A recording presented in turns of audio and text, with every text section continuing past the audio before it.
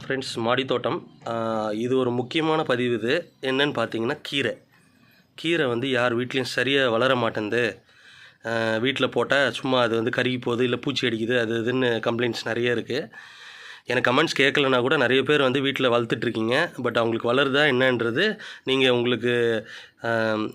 நீங்கள் ஏதாவது வீட்டில் கீரை போட்டிருப்பீங்க. அந்த மாதிரி எதனா இருந்தாலும் எனக்கும் ஷேர் பண்ணுங்கள். இது பார்த்தீங்கன்னா அரைக்கீரை, சிறுகீரை நான் போட்டு ஒரு 5 days to 7 days தான் ஆகுது. நான் வந்து இயற்கை உரம் தான் கொடுத்தேன். வேறு எதுவும் நான் செயற்கை எதுவுமே பண்ணல. மண்கலவை நல்லா சூப்பராக நான் எடுத்து வச்சேன், நிறைய லூஸாக. அதே மாதிரி இயற்கை உரம் தான் கொடுத்தேன்.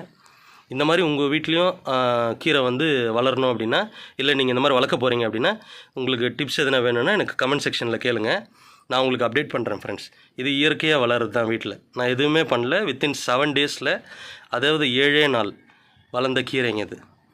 அரைக்கீரை, சிறுகீரை ரெண்டுமே நான் போட்டிருக்கேன் ஒரே க்ரோ பேக்கில். உங்களுக்கும் இந்த மாதிரி வந்து வீட்டில் வளர்க்கணும்னு ஆசையாக இருந்ததுன்னா ஒரு கமெண்ட் செக்ஷனில் ஒரு கமெண்ட் கொடுங்க. நான் உங்களுக்கு எப்படின்னு சொல்கிறேன் ஃப்ரெண்ட்ஸ். ரொம்ப ஈஸியாக தான் இருக்குது, வீட்டிலே வளர்த்துக்கலாம். ஒரு 10 days to 15 daysல கீரை அது நீங்களும் வீட்டில் பறித்து இயற்கையாக சாப்பிட்டுக்கலாம். Thank you so much friends. இந்த வீடியோ பிடிச்சிருந்தால் லைக், கமெண்ட் பண்ணி ஷேர் பண்ணிக்கோங்க. மறக்காமல் சப்ஸ்கிரைப் பண்ணுங்கள். அப்போ தான் இந்த மாதிரி யூஸ்ஃபுல் வீடியோஸ் உங்களுக்கு அப்டேட் பண்ணப்படும். Thank you so much friends. By.